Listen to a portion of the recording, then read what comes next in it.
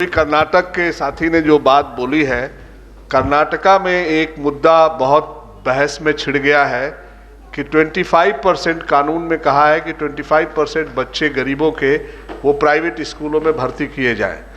और private school आप जानते हैं देश भर में वो आंकड़े छुपाते हैं और जो बड़े स्कूल, महंगे स्कूल हैं, वो 25% गरीब बच्चों को दाखिला देते नहीं हैं। जहां जोर दबाव बनता है वहां पर कुछ उन्होंने अपने कर्मचारियों के बच्चों को 25% के नाम पर दे दिया है। इस तरह की भी खबरें हैं, लेकिन सरकार उस 25% बच्चों को रीइंबर्स करती है। ऐसा नहीं है कि वो मुफ्त है, उसको सरकार पैसा देती है।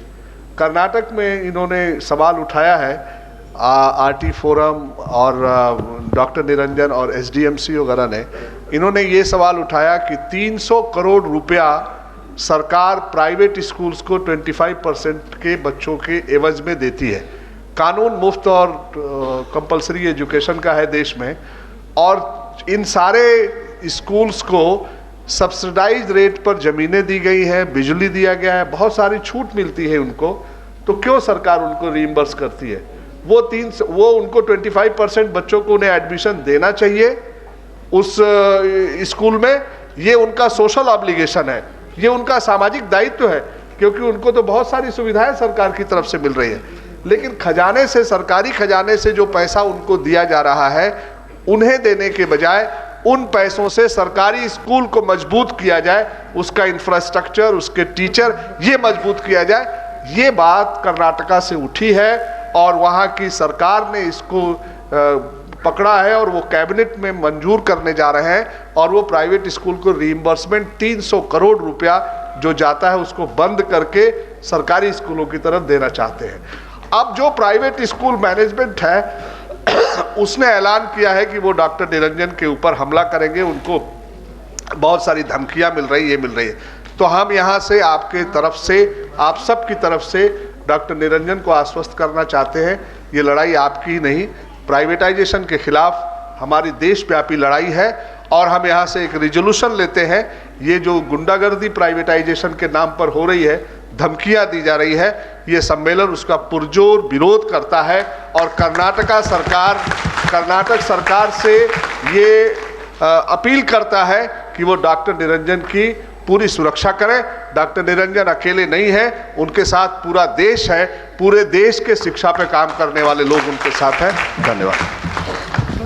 थैंक यू अमरीश जी। 3 साल से ऊपर और 6 साल से नीचे के बच्चों को राज्य सरकारें चाहे तो प्री प्राइमरी शिक्षा दे सकती है, दे कैन फैसिलिटेट।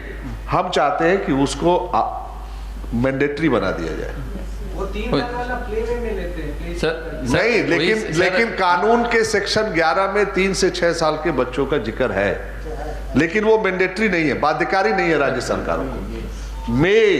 तो हम चाहते हैं कि उसी को कंपलसरी कर दीजिए ना, कानून में है वो उसको कंपलसरी कर दीजिए कि प्री प्राइमरी 3 से 6 साल का खुद दिया हुआ है सेक्शन 11 में, तो आप उसी को मैंडेटरी बना दीजिए। नहीं, आपकी बात बिल्कुल सही है, उसको हम एक्सपैंड कर लेंगे, जैसे कि क्योंकि हम लोग अभी कर रहे हैं, हम लोग हमारा इससे कर रहे हैं, उसी को भी DDPH completely agree with sir, वो ये इसमें शामिल है already. We will expand it so that it becomes clear. As पर काफी लिखा है, एज मेंशन। हाँ, एज पर कर लेंगे बॉस। और कुछ सुझाव हो, नहीं तो ताली बजा के इसको। अब साथियों, टू समराइज जो चर्चा हुई है नेक्स्ट स्टेप की, भाई मैं आपका समय नहीं दूंगी। 4 चीज़ों पे बात हुई है कि अपना काम जो एसएमसी के साथी लोग हैं, जो एसएमसी के जो जिम्मेवारियां हैं वो पूरा करेंगे, क्योंकि सबने शायद यही बोला है कि इसके साथ नए ऊर्जा के साथ लोग चले गए लगभग सभी। दूसरा, फेडरेशन की दिशा में शायद हमें बढ़ने की ज़रूरत है। जो विशेषतः जो उन राज्यों से लोग बचे हैं उनको सोचने की ज़रूरत है। कर्नाटक का फेडरेशन अच्छा है, उसके पीछे इतिहास है, उसके पीछे लोगों का प्रयास है, तो इसलिए उसी तरह के प्रयास शायद बाकी स्टेट्स में भी राज्यों में करने की ज़रूरत है। तीसरी बात है कैंपेन करने की ज़रूरत है, जिसके बारे में अमरीश जी ने बात की है। और साथ ही साथ निरंजन जी की बात, हालांकि स्कूल बंद करने पक्ष में मैं भी नहीं हूँ, लेकिन उनकी जो बात थी कि सभी राज्यों में एक ही दिन एक ही समय कुछ एक साथ हो, वो विचार अच्छा है।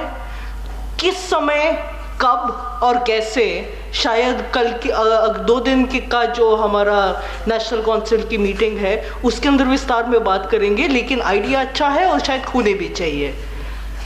अब जो आगे के लिए जो हमारी बहन अपराजिता की जो परमानेंट जिम्मेवारी है वो।